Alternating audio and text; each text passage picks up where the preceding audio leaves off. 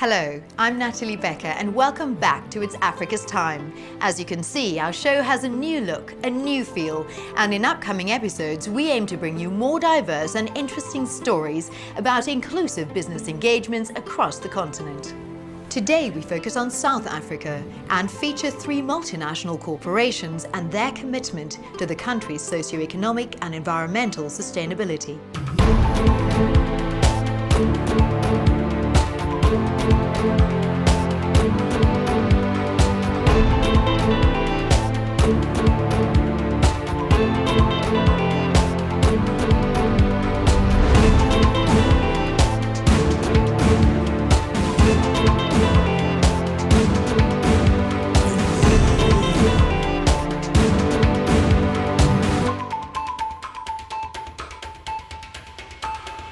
We start our journey in Pretoria at BMW's Roslyn plant, where South Africa's leading premium car producer is celebrating its 40th anniversary. We are this year 40 years in the country, and in 1973 this plant here was the first overseas plant of the whole BMW group. And we have developed over time, step by step, in a very sustainable manner. First of all, we started a small export program in 1994, and then we introduced a second shift in the plant in 1999, which was a major step, an increase of more than 200% in total production and an increase of 400% in export. And we are now responsible for nearly 25% of the BMW 3 Series sedan demand worldwide. We are producing cars for the local market. We are producing cars for the United States, for Canada, for Taiwan, Singapore, and for Sub-Saharan Africa. Roughly 6 years ago, BMW South Africa already started on energy efficiency programs. And what we have achieved is quite remarkable. We have reduced the energy for production by 25%. We have reduced the water which we use by 50%. We have reduced the waste which comes out of production by 50%, and the carbon emissions by 25%. BMW South Africa, together with other corporates, we understand that for us to continue to be sustainable and to do well, we need to have a population that is educated, that is learned, that is able to generate wealth. First of all, we need a stable political environment, and we need to have all the systems available like education, the right skills to continue business. In order for us to try to bring people to an equitable level, funds are going to be needed. Interested people are going to be needed to make that happen. Corporate social responsibility at BMW takes on many facets. We really concentrate in 3 key areas: education, local community upliftment, and then HIV and AIDS. All 3 of these are major factors on our business. We now have more than 100 projects running, and most of our projects running in the area of education. Their fundamental understanding of maths and science is really vitally important for numeracy and numerical literacy. And certainly if you want to be an engineer and you want to be able to produce the cars that we produce here, maths and science is the foundation of that.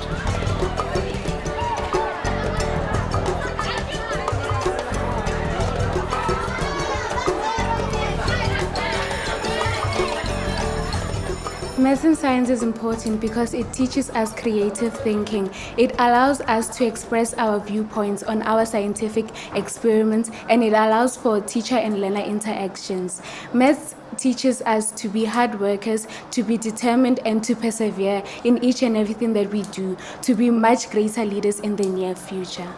It makes things which many people can view as boring very interesting to me. Maths and science is a very important subject, and because everything around us is inspired by science. Science is the root of all things, from the human use, from the buildings that we stay in, to even the textbooks that we read.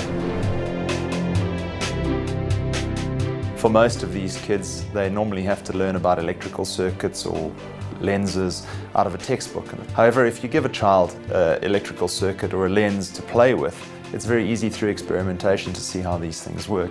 So the Science and Excellence project really equips these schools with maths and science laboratories, and then through a university program we teach the teachers how to use the more practical elements of the maths and sciences to teach their kids. And we really have excellent results. On the whole, our schools, and we have more than 60 schools in this maths and science program, deliver results about 20 to 25% better than the national average in maths and science.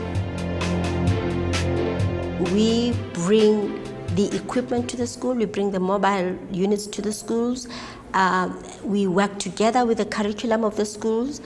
We thought that it would be a good thing to have 2 primary schools and 1 high school as a starting point in any area to help the kids to maintain the culture of learning. For me personally, because I want to become a chemical engineer, it helps me with the basic foundations of learning. The people who will build tomorrow's South Africa are in colleges and schools today. So those people are few at the moment. So we need those people to complete their studies so that they can help in the future innovation. It's probably quite difficult to see how us helping a child in a rural school helps our business, but ultimately we're creating a new breed of mathematicians, people that are having the ability to go to university to get a degree in the maths and sciences. With that comes an opportunity for them to become a part of our economy. The more successful they are, the bigger our market for cars is. On the other hand, we have a huge demand for engineers in our plant. Out of our maths and science program, we offer 10 to 15 bursaries a year for students specifically from our maths and science schools. And once they've completed their degree, they're then automatically put into our BMW graduate trainee program. They come and they spend about 2 to 3 years with us, rotating through various departments. And obviously the option for them is full-term employment after that. Overall, I would say more than 40,000 people in the whole network get their income out of activities which are done with BMW South Africa. Over the years, we have employed whole families, grandfathers, fathers and the sons here, and they have made their living out of this. And over the years, if this is a permanent income flow, it raises up all the communities, and as longer we invest here, as better it will get. The automotive crisis started in 2007 and impacted significantly on the Rosslyn plant. But as safeguarding skills plays a large part in sustainability, even during the worst part of the financial crisis, BMW did not lay off any staff.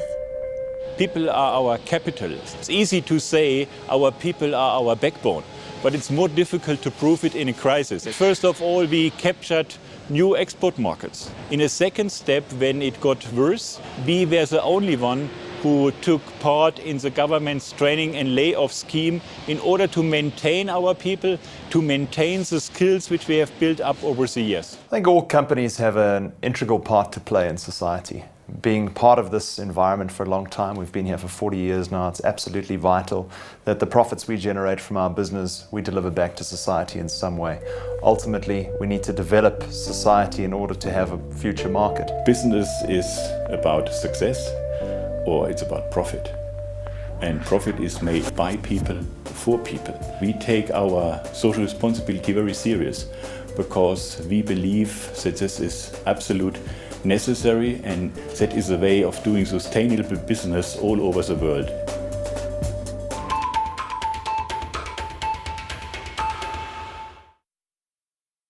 The succulent Karoo boasts a very rich flora, with 69% of its plants found nowhere else. For 3 months of the year, tourists come from all around the world to witness the spectacular flower show in Namaqualand. However, for the rest of the year, the region goes from this to this.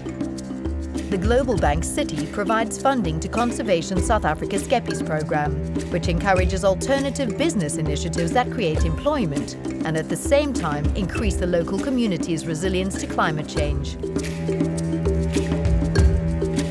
In Namaqualand, the core economic activities are really focused around agriculture and around tourism. So without a healthy environment here, our local economies cannot be sustained. We have a lot of social issues due to the downscaling of mining companies. And what people normally do is they go back to the old traditional way of farming on an already overgrazed area. So by providing alternatives to retrenched employees, our message out there is that people need nature to thrive and that everybody can actually develop through nature conservation. Vera's Guest House is an eco-friendly tourist destination which employs local plants in its main facilities.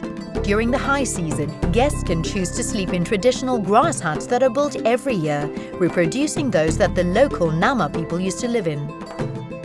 The kookskerm is an open place like a boma which is built from bushes, and we prepare our food inside that kookskerm on the fire. So we make traditional food in our kookskerm.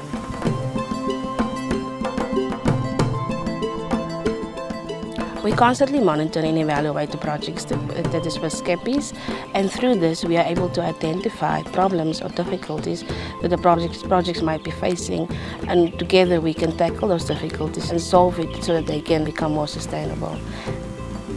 The Skeppies program is helping a lot because they give us some training about the climate change, and they do mentoring on the project, and they also help with funding.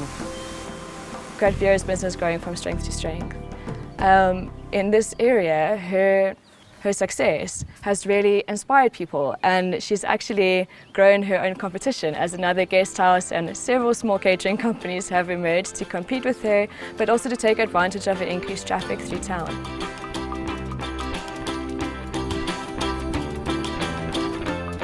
Once a month, Earl Muller collects used cooking oil from the hospitality industry, turning it into cheaper and greener biodiesel at his biofuel plant in Concordia. We recycle used cooking oils from all over the region, restaurants, takeaway shops. Previously, the used cooking oils landed on wasteful sites where they contaminated the environment. Biodiesel is the only alternative fuel that's good for the environment and for humans. Biodiesel increases the fuel economy and power of diesel engines and lubricates better than regular diesel. Additionally, the blend of 50% biodiesel and 50% petroleum diesel that Earl Muller uses emits 40% less carbon dioxide than regular diesel. It also reduces sulfur oxide emissions. It is non-flammable, non-toxic and biodegradable. As a member of a previously disadvantaged community, we find it very difficult to get enough money to expand the business. I approached Skeppies to help me to get the business up and running with a small grant fund. With the assistance of Citi's funding, his production has increased from 10,000 to 35,000 litres per month. Our business is providing a product that is in great demand in the community of Concordia as well as the surrounding communities. Diesel is being used by farmers as well as businesses for their everyday use. Earl's project is a very good example of a project that has a really good conservation outcome. He is able to take a whole lot of waste cooking oil that would have been dumped into the natural environment and make a really good use of that, turning it into a marketable product, also producing a byproduct glycerine which can also be used for something productive. So he's got a really nice closed cycle in his production. But he's also using his product then to reduce emissions, which is reducing greenhouse gases in his own small way. The main aim is basically to demonstrate that small things can work. And once we see that government is buying it, that big businesses is buying it and they amplify it, then we will have a bigger impact. Citi's commitment to the Skeppies program is absolutely crucial. So they really took a risk on the program, and we really appreciate that because as we've learned together, I think we've built a very strong network of small businesses that are really aware and of what the climate impacts and risks to those businesses are going to be. The work of Conservation South Africa in Namaqualand provides people with access to training and empower them to become more adept to the effects of climate change. And we also provide them with alternatives to the traditional ways of earning a livelihood, for example, mining and farming. And by supporting eco-friendly businesses, we also ensure that people become more sensitive to biodiversity issues and nature conservation, and therefore that will lead to a better future for all of us.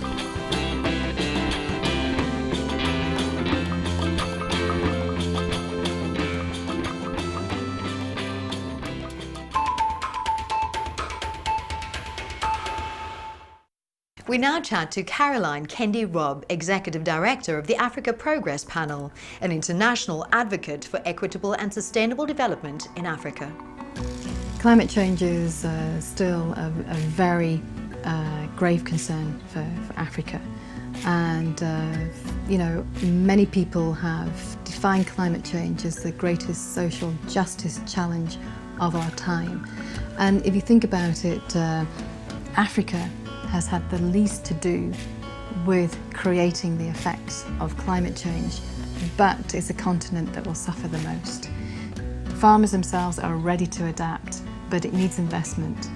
And I think this is the critical issue at the moment. It's investment, and there needs to be clear policies that are focusing on the African farmer.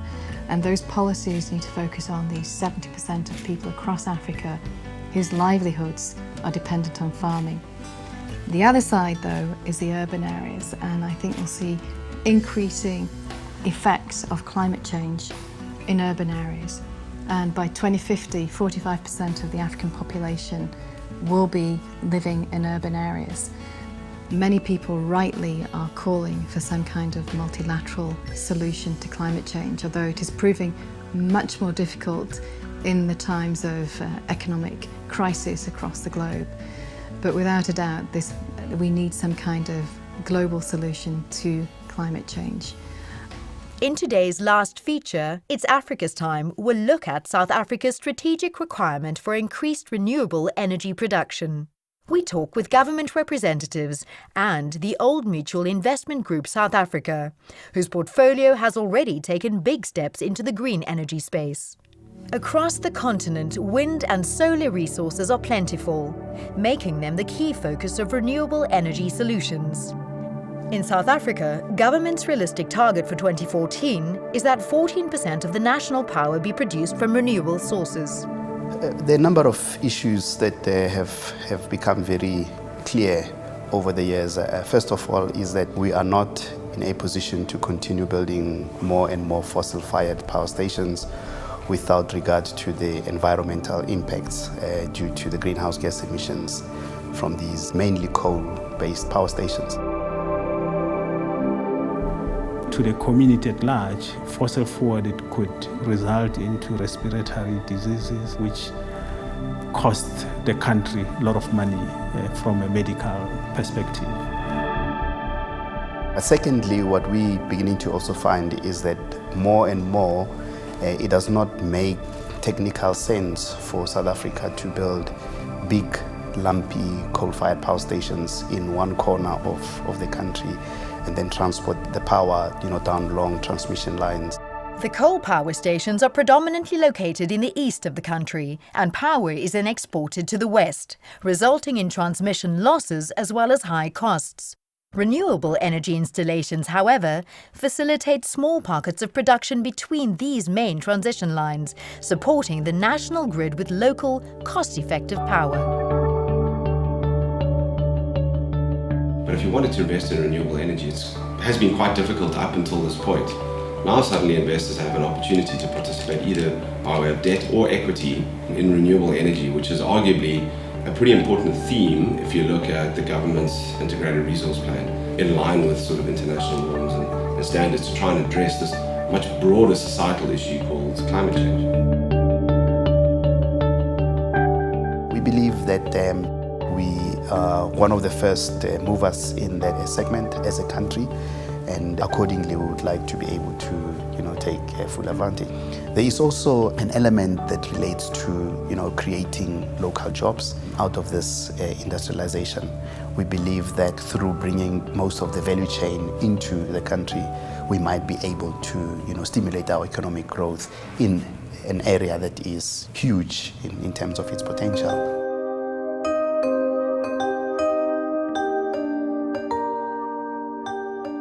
The purpose of the Ideas Fund is to invest in infrastructure assets, and what we're seeking to do is leverage the 2 trillion rand in retirement fund capital in South Africa into investments that are the direct economic drivers of our economy. I mean, if you're a pension fund, you have liabilities that sit well out into the future. Somebody with a pension fund should be asking themselves, will the world be a better governed, more environmentally sound, more socially equitable place when it comes time for me to retire as a result of the investments that are being made now on my behalf? Yeah, so what OMIGSA is doing is leveraging institutional capital. So again, that retirement fund capital, and through funds such as the Ideas Fund, we're investing in projects to create independent power producers. Then the independent power producers will produce what's planned to be 20 to 30% of the overall production of electricity in South Africa. At the moment, we've got one dominant player, which is the national utility, Eskom. Therefore, it is imperative for the country to have other players into the generation mix.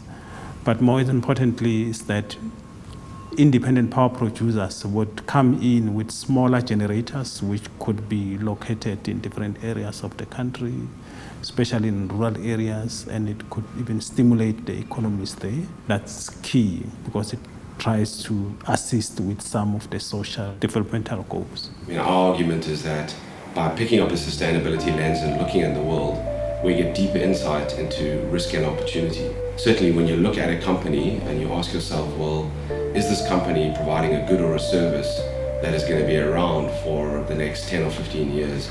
Are they being mindful of the unpriced externalities, be they social or environmental, in their business model? Will they be able to continue to survive as the world starts to evolve and starts rewarding or penalizing companies that that aren't taking some of these risks into consideration? But we also pursue policies that would incentivize the development of renewable energy options on the supply side and on the demand side. The policy is that we would buy a certain amount of renewable energy into the generation mix, notwithstanding the fact that it might not be the cheapest option available for us. But in macroeconomic terms, we also recognize the positive impact that this makes. Renewable energy is already financially viable. So our program of investment in renewable energy is not part of any charitable work. We're investing because it makes sound financial sense. The renewable energy investment story in South Africa is a positive one. It's a great example of private sector and government coming together to direct capital towards addressing a long-term sustainability issue. We certainly have a good starting point, and our starting point is that we have a resource that most parts of the world would envy. That, coupled with the program that we have designed around renewable energy, puts us in a strategically better position through technology development, through local manufacturing, through creating a market for those products that would hopefully, start permeating not only the South African development community, but also Africa and, ultimately the world. Africa growth rates have been incredible over the last few years, and the economies of Africa have been far more resilient than many people have predicted or expected. And the IMF in 2013 predicts that Africa will grow at 5.7%. And this is incredible considering that the globe is predicted to grow at 3.5%. So we still have this resilience across many countries in Africa. So one of the greatest challenges is inequality. Inequality is a drag on growth. There are still over 380 million people in Africa who survive on $1.25 a day. So in the past, businesses were seen as separate from government and civil society. But many of the small businesses and big businesses across Africa are saying, as a business, we want to be involved in ensuring there's a shared value in society. A stable society with better health and better education outcomes is also a better society for us to invest in. So I think it's about throwing away these traditional roles of these different stakeholders and saying, actually, we all have a role to play But the other way that businesses can play a role in social change in Africa is through simply paying taxes. So this is about domestic resource mobilisation, which is critical for the government to be able to therefore invest in issues of education and health. Thank you to all our contributors for their insights on today's show. Please join us next month on Tuesday, the 9th of July, where we feature the socio-economic impacts of infrastructural investment by companies operating in Liberia, Malawi and Mozambique. But for now, thanks for watching.